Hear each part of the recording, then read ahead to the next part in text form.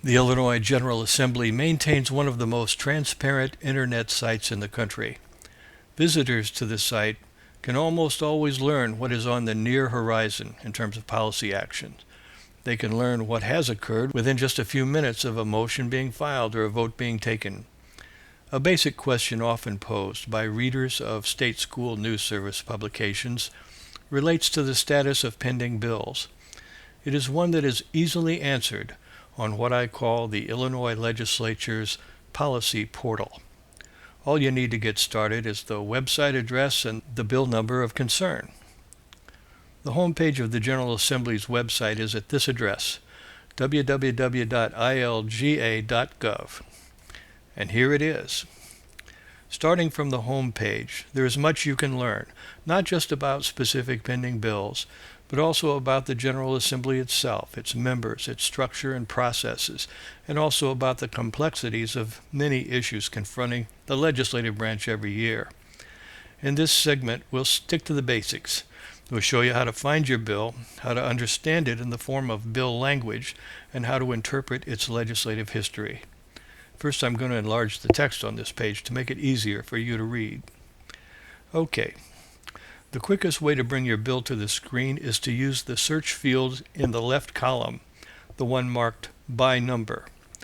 The first elements of a bill tell you where it originated. If it was filed in the House, its first elements will be HB for House bill. A Senate bill is designated as an SB bill. Let's look for a House bill. I'll type in HB. Now we'll pick a number. I'll type in 3178. Note that there is no space between the HB and the number. Now I'll click the Go button. Now we're looking at the status page for House Bill 3178. At the top of the page, under the text marked Short Description, you see the names of legislators who sponsored the bill. Since it originated in the House, the primary sponsor was Representative Noreen Hammond. Let's find out something about her by clicking on her name.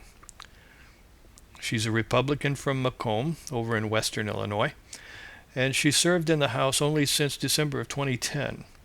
As her bio indicates, she was appointed to fill a vacancy created by the death of Representative Rich Myers, who was a wonderful person and for whom Representative Hammond had been an aide.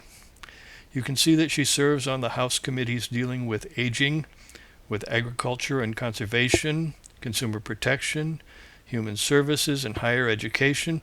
She's on the Higher Education Appropriations Committee, which strongly influences state funding of our public universities. Let's click the back arrow now and return to the status page for House Bill 3178. From the paragraph providing the bill's synopsis as it was introduced, we learn that the bill permits a person who has the licenses and proper permits to hunt fur-bearing animals in Illinois that are in season to pick one up along a roadway if it is found dead or is unintentionally killed by a vehicle. How does that look in bill language? To see, we'll click the full text link. At the top of the text page, you see some options. We can see the bill as it was introduced, the enrolled or final form version, the engrossed version, that is the form that reached the Senate after amendments were adopted in the House, and we can read the individual amendments. There were 2 filed on this bill. There's also a link called Governor's Message. Now, what is that about? We'll see shortly. First, let's look at the language of the bill in its final form, the enrolled version. At first, the bill is presented just in plain text. We can see that the bill amends the Wildlife Code in the section that sets forth provisions under which fur-bearing animals may be hunted or trapped, and asserting that straying from these prescribed seasons or permitted methods is illegal. Note that on lines 13 and 14, the bobcat and the river otter are off limits at any time.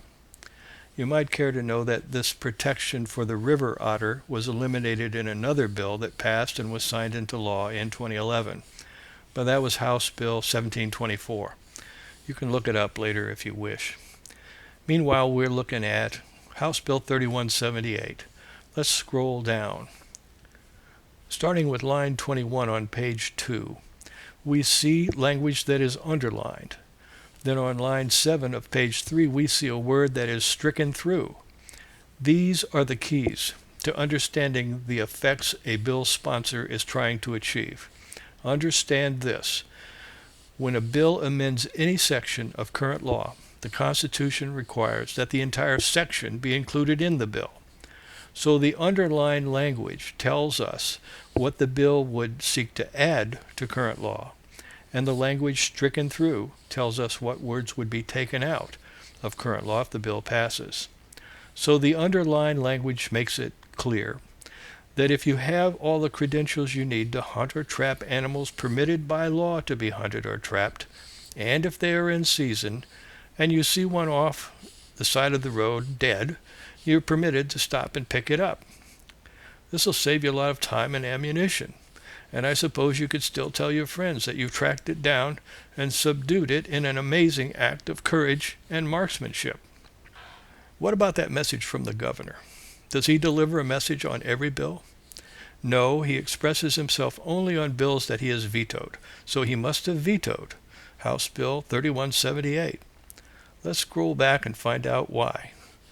We click the link to his message to do that. Here we go. Governor Pat Quinn vetoed the bill out of concern for public safety. For citizens to pull over to pick up animal carcasses would put them, in his words, in harm's way. He urged the sponsors to try again with legislation that would consider appropriate safety measures.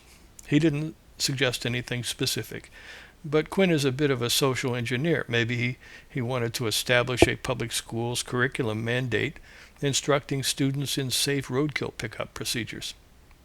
Well, how did he do with his veto of this bill? We'll click back to the status page and scroll down. As you see, the bill originally passed the House by a vote of 98 to 16 on March 29th.